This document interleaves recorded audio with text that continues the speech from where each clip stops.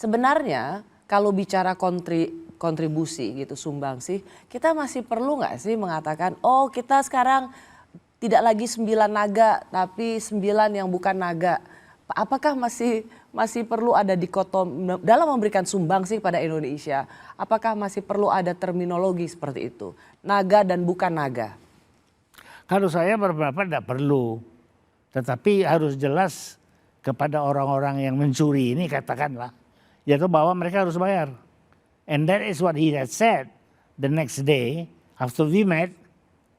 He met the 6 others yang dia anggap naga-naga itu. Dia bilang itu, lu ndak bayar penjara, itu saja.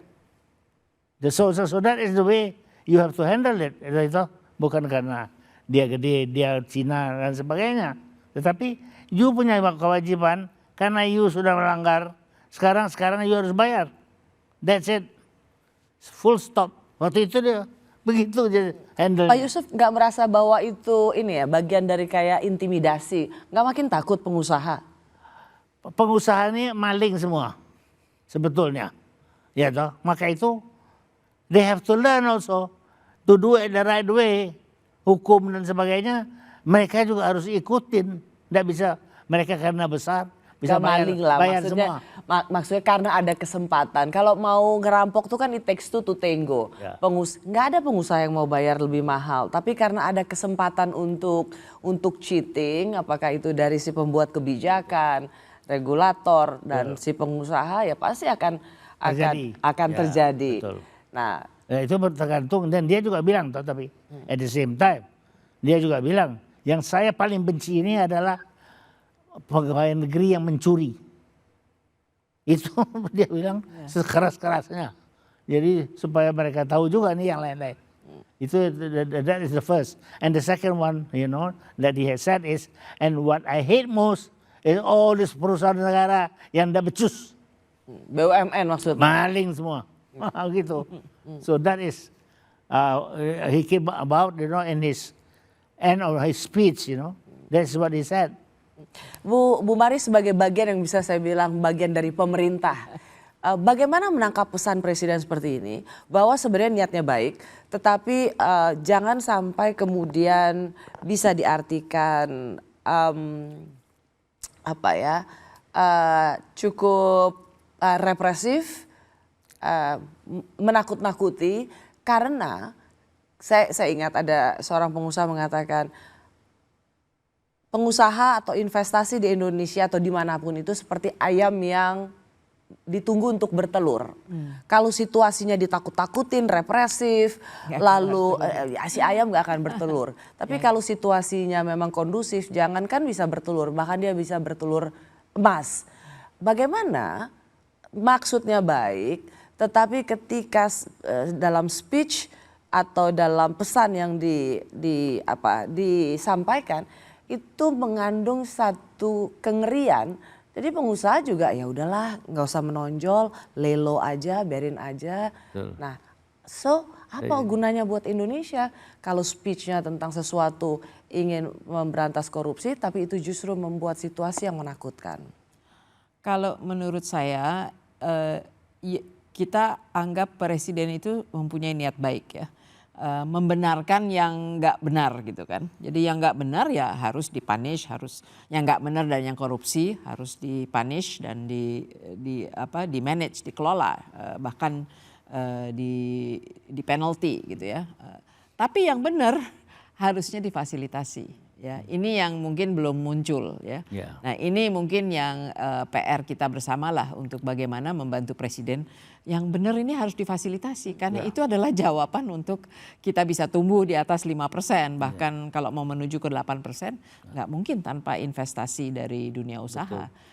Apakah itu 9 naga atau medium bukan size naga atau dari asing ya. Ini menjamin bahwa ada konsistensi kebijakan, kepastian hukum, Itu semua bagian dari diregulasi yang memang Presiden sendiri sudah mencanangkan dari bulan April tahun lalu. Tapi memang implementasinya ini yang belum berjalan dengan baik. Dan saya rasa waktu Apindo bertemu dengan Presiden, selain berjanji untuk membantu masyarakat kecil, juga menyampaikan kita ini mau berusaha tapi kita menghadapi masalah ini masalah itu, dan Presiden sebenarnya berjanji juga untuk mengatasi. Nah sekarang tinggal bagaimana koordinasi dan implementasi untuk menyelesaikan masalah ini terjadi ya. Jadi ini mungkin kita semua harus memposisikan diri bagaimana kita membantu Presiden, dan menurut saya Presiden itu cukup fair lah ya. Jadi tadi yang nggak benar, konsesi melanggar dan lain sebagainya memang di penalti dan bahkan ada yang diambil alih. Tapi di saat dia mendapat laporan, Mertabe misalnya ya sebagai contoh, sebetulnya dia tidak melanggar atau apapun, tidak harus dicabut izinnya. Beliau kan sudah janji untuk mengevaluasi. Jadi itu yang perlu ada pelaporan yang baik dan benar ke Presiden ya. Dan mungkin yang terakhir sebagai rekomendasi konkret ya, dan ini salah satu yang juga ditugaskan oleh Presiden ke Dewan Ekonomi Nasional adalah menggunakan digital. Jadi dengan adanya digitalization dari pemerintah, ini juga akan menjawab isu birokrasi yang kadang-kadang sengaja abu-abu peraturannya. Kalau ada One Data Digital ID dan digital payment dan exchange of data, saya bisa tahu Rossi itu memang berhak dapat bansos. Ya, Pak Yusuf tidak berhak mendapat bansos. Jadi saya bisa target yang benar gitu. Dan ada efisiensi dan effectiveness. Dan saya bisa juga ngecek secara objektif ini terjadi korupsi atau tidak gitu kan. Semoga ya Bu ya. Itu arahnya ke sana karena itu akan menjadi instrumen yang baik untuk Presiden sehingga dia bisa lebih objektif lah ya. Secara data itu bisa dilihat. Siapa yang salah, siapa yang nggak salah, yang fair. Ya. Dan ini sebetulnya bagian dari menciptakan transparansi dan kepastian hukum. Ya.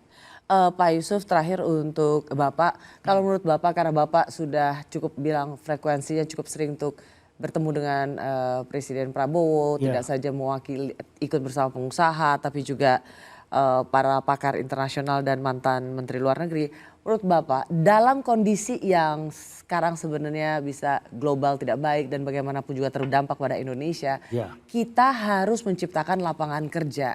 Menurut Bapak, apa yang paling penting harus dilakukan oleh Presiden?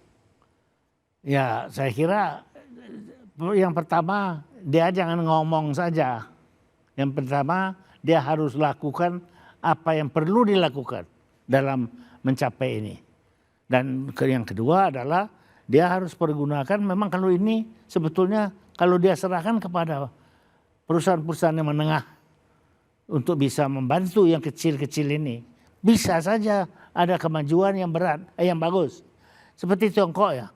Tiongkok itu Presiden Xi Jinping itu sendiri 50 kali turun ke desa-desa itu supaya mereka menghilangkan sebetulnya kekurangan-kekurangan dari masyarakat kecil ini. Dia sendiri 50 times he went around to find out what to do. And within 10 years they finish it. Mereka tidak ada lagi kemiskinan. Begitulah dia punya kerja. Nah, jadi saya harapkan Prabowo juga begitu dong. Ya dong, bahwa dia committed. Belusukan maksudnya Pak? Kenapa? Belusukan. Ya, misalnya kalau dia tidak belusukan, dia panggil aja nih. Si Sofir bercanda buah nih. PKM lu. PKM apa sih?